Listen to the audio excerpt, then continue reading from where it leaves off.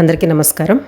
1942లో 200 మంది ఐరోపా సైనికులు ఒక గ్రామంపై పడి అక్కడ ఉన్న ప్రతి మహిళను, చిన్న పిల్లలను అందరినీ కూడా మానభంగం చేస్తే వింటే ఎలా ఉంది మీకు? ఒక్కసారి ఊహించుకోండి. రీసెంట్గా రిలీజ్ అయిన రజాకార్ సినిమా మీలో ఎంతమంది చూశారు? కళ్ళకు కట్టినట్టు అదేవిధంగా రజాకార్ సినిమా పుణ్యమాని ప్రజెంట్ అంతకుముందు కొంతమందికి ఇక్కడ తెలంగాణలో జరిగిన అరాచకాల గురించి, ఈ రజాకార్లు చేసిన అన్యాయాల గురించి తెలిసింది. సేమ్ టు సేమ్ ఒక గ్రామం మహారాష్ట్రలో ఉంటుంది. ఆ గ్రామంలో కూడా ఇలానే జరిగింది. సతీ సావిత్రి యముడితో పోరాడి తన భర్త ప్రాణాలు తిరిగి సంపాదించుకున్నది అనేది పురాణ గాథ అయితే, అదే తరహాలో జాతీయోద్యమ సమయంలో మహారాష్ట్రలోని ఓ ఊరు బ్రిటిష్ వారి నరరూప రాక్షసత్వాన్ని ఎదిరించింది. యావత్ దేశం తన వెంట నిలబడేలాగా చేసుకుంది. తమ ఊరి యోధుల ప్రాణాలను ఉరికమ్మ నుంచి కాపాడుకుంది. అదే చిమ్మూర్ అనే గ్రామం. స్వాతంత్ర సంగ్రామంలో చిమ్మూర్ అనే గ్రామం పోరాట పటిమ అంతా ఇంత కాదు. ఇప్పుడు అంత ప్రాచుర్యంలో లేదు. చాలామందికి తెలిసి కూడా ఉండకపోవచ్చు. ఖచ్చితంగా కామెంట్స్లో మెన్షన్ చేయండి మీకు ఎవరికైనా ఈ విషయం ఇంతకుముందే తెలుసా అనేసి. అప్పుడు ఆ గ్రామం చేపట్టిన ఆందోళనకు బ్రిటిష్ ప్రభుత్వం మొత్తం ఒక్కసారి దీనివైపు తిరిగి చూసింది. ఇంతకీ స్వాతంత్రోద్యమంలో ఈ గ్రామం సృష్టించిన అలజడి ఏంటి అనేది తెలుసుకుందాం. ఈ చిమ్మూర్ అనే గ్రామం నాగ్పూర్కు 90 కిలోమీటర్ల దూరంలో ఉంటుంది. ఇప్పుడైతే దీని గురించి ఎవరికి పెద్ద తెలియకపోవచ్చు, కానీ స్వాతంత్ర సంగ్రామ సమయంలో మాత్రం ఈ ఊరు దేశవ్యాప్తంగా అంత అలజడిని సృష్టించింది. 1942 ఆగస్టు 8న గాంధీజీ ముంబైలో క్విట్ ఇండియా అంటూ ఒక పిలుపునిచ్చారు. అంటే బ్రిటిష్ వాళ్ళు భారతదేశాన్ని వదిలి వెళ్ళిపోవాలి అనేసి. ఆ పిలుపుకి ఈ చిమ్మూరు ప్రజలు కూడా స్పందించారు. ఆగస్టు 16న గ్రామ పెద్దలు పెద్ద ఎత్తున ఆందోళన ప్రదర్శన చేపట్టారు. క్విట్ ఇండియా ఉద్యమాన్ని దేశవ్యాప్తంగా అణిచివేస్తున్న బ్రిటిష్ ప్రభుత్వం ఈ పల్లెటూరులో ఈ ప్రదర్శనను కూడా వాళ్ళు తీవ్రంగా పరిగణించారు. పోలీసులు నిర్దాక్షిణ్యంగా తమ వద్ద ఉన్న మందుగుండు సామాగ్రి మొత్తం కూడా పూర్తయ్యే వరకు ఆ సభపై కాల్పులు జరిపారు. చాలామంది మరణించారు, 100 మంది గాయపడ్డారు. ఆగ్రహించిన ప్రజలు తిరగబడ్డారు. Sub division magistrate, CI, naib tahsildar, police constables వీళ్ళందరిపైన కూడా తిరిగి దాడి చేశారు. టింబర్ డిపోలకు నిప్పంటించారు. ఈ సంఘటనను తీవ్రంగా పరిగణించిన బ్రిటిష్ ప్రభుత్వం ఆగస్టు 19న ప్రత్యేక రైలులో 200 మంది ఐరోపా సైనికులని దించింది. దానితో పాటు ఇక్కడ వాళ్ళ దగ్గర పనిచేస్తున్న సిపాయిలను కూడా ఆ ఊరిపైకి పంపించారు. వీళ్ళు గ్రామంపై పడి అల్లకల్లోలం సృష్టించారు. ఊరంతటిని వల్లకాడు చేశారు. అనేక మంది మహిళలపై అకృత్యాలకు పాల్పడ్డారు. చిన్న పిల్లలని కూడా చూడకుండా లైంగికంగా వేధించారు. సుమారు 400 మందిని అక్కడ అరెస్ట్ చేశారు. ఈ దారుణాలన్నీ చూస్తున్న ఒక పెద్దావిడ, దాదీబాయ్ బేగ్డే అనే ఒక పెద్దావిడ జిల్లా కలెక్టర్ సుబ్రహ్మణ్యాన్ని కలిసి ఈ దారుణాలను ఆపాలని వేడుకొన్నారు.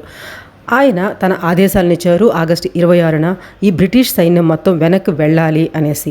ఊరిపై ప్రభుత్వం 1,00,000 రూపాయల జరిమానాతో పాటు ఆంక్షలు కూడా విధించింది. 400 మందిపై విచారణ మొదలైంది. చంద్రపూర్ బార్ అసోసియేషన్ మరియు పలువురు మహిళా కార్యకర్తలను ఈ విషయం తెలిసి చిమ్మూరుకి వెళ్ళారు. అక్కడ జరిగిన అకృత్యాలపై విచారణ జరపాలని ప్రభుత్వాన్ని కోరారు. అందుకు బ్రిటిష్ ప్రభుత్వం నిరాకరించింది. ఎందుకంటే వాళ్ళ విషయం బయటపడుతుంది కాబట్టి. ఈ విషయం ముంబై రేడియోలో, అక్కడి నుంచి బెర్లిన్లోని నేతాజీ సుభాష్ చంద్రబోస్ ఆజాద్ హింద్ రేడియోలో ప్రసారం కావడంతో ఆంగ్లేయ ప్రభుత్వం మొత్తం కూడా ఆగ్రహం వ్యక్తం చేసింది. చిమ్మూరు గురించి ఎలాంటి వార్తలు రాయకూడదు, ప్రసార మాధ్యమాలపై కూడా ఆంక్షలు విధించేశారు. ఎలాంటి పత్రికల్లో రాయకూడదు, ప్రసార మాధ్యమాల్లో వినిపించకూడదు అన్నారు. గాంధీజీ శిష్యుడు ప్రొఫెసర్ జేపీ బన్సాలి ఈ వ్యవహారంపై వార్దాలో ఆమరణ నిరాహార దీక్ష కూడా కూర్చున్నారు. ఈ దీక్ష గురించి రాయొద్దని కూడా ఆంక్షలు పెట్టారు.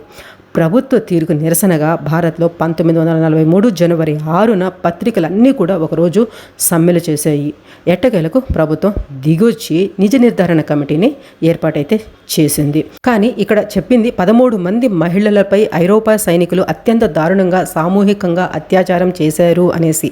కానీ అక్కడ 13 మంది మహిళలు కాదు, ఆ గ్రామంలో ఉన్న మహిళలు అందరూ దాదాపుగా ప్రతి మహిళ పైన చేశారు. వాళ్ళు బాలికలను సైతం వదలలేదని, గర్భిణీ అయిన ఆ ఊరి సర్పంచ్ భార్య పైన కూడా అత్యాచారం చేశారని కమిటీ తేల్చింది.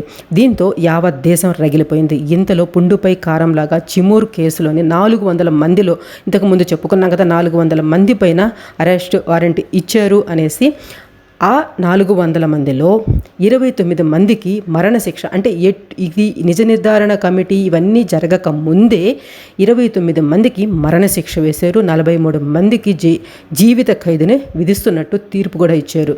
అంతే, దేశవ్యాప్తంగా అన్ని రాజకీయ పార్టీలు, సంఘాలు, మత సంఘాలు మరణశిక్షను జీవిత ఖైదుగా మార్చాలంటూ ప్రభుత్వానికి లక్షల పిటిషన్లు దాఖలు చేశారు. సుమారు 22 మందికి మాత్రం శిక్షను తగ్గించింది. 7గురిని మాత్రం ఉరికి సిద్ధం చేసింది.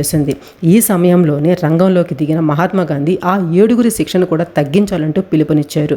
ఆయన పిలుపు మేరకు ముంబైలో ఉన్న 1,50,000 మందితో భారీగా ర్యాలీ కూడా చేపట్టారు. దీంతో ఈ నిందితులకు క్షమాభిక్షణ పిటిషన్ను బ్రిటిష్ ప్రభుత్వం తోసిపుచ్చింది. దీంతో లండన్లోని ప్రిన్స్ కౌన్సిల్కు అప్పీల్ చేశారు. అక్కడ కూడా 1944లో తిరస్కరణే ఎదురైంది. వెంటనే భారత నేతలు చిమూర్ ప్రజల తరపున బ్రిటన్ రాజు కింగ్ జార్జ్ VIకు వినతి పంపారు. రాజు తన నిర్ణయాన్ని తెలిపేలోపే 7గురిని ఉరి తీయాలనేసి ఏర్పాట్లు కూడా చేయసాగారు ఈ భారత్లో ఉండే ఆంగ్లేయుల అధికారులు. సెంట్రల్ ప్రావిన్స్ లెజిస్లేటివ్ అసెంబ్లీ మాజీ డిప్యూటీ స్పీకర్ అనసూయాబాయి కాలే ఇంగ్లాండ్లో తనకున్న పరిచయాలతో ఒత్తిడి పెంచడంతో 1945 ఆగస్టు 16న 7గురి మరణశిక్షను జీవిత ఖైదుగా మారుస్తున్నట్లు రాజు ప్రకటించారు. అలా ఆ జాతీయోద్యమంలో ఒక ఊరి కోసం యావత్ దేశం ఏకమై పోరాడింది. ఉరికంబానికి దగ్గరగా వెళ్ళిన 7గురిని కాపాడుకుంది. ఆ 7గురిని విప్లవ సప్తఋషుల్లాగా భావించింది చిమూర్.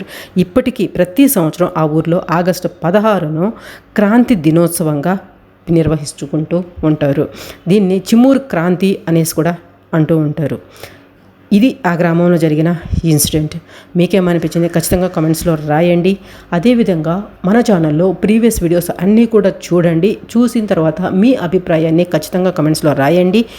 మీ ఒపీనియన్ ఏంటి అనేది డెఫినెట్గా నాకు తెలియాలి. ఎందుకు అనంటే అప్పుడే నాకు ఫర్దర్గా వీడియోస్ చేసేటప్పుడు అవన్నీ కూడా యూస్ఫుల్గా ఉంటాయి. నచ్చితే లైక్ చేయండి. వీలైనంత ఎక్కువ మందికి ఇటువంటి ఇన్ఫర్మేషన్ని మీరు కూడా షేర్ చేస్తారనేసి నేను కూడా నమ్ముతున్నాను.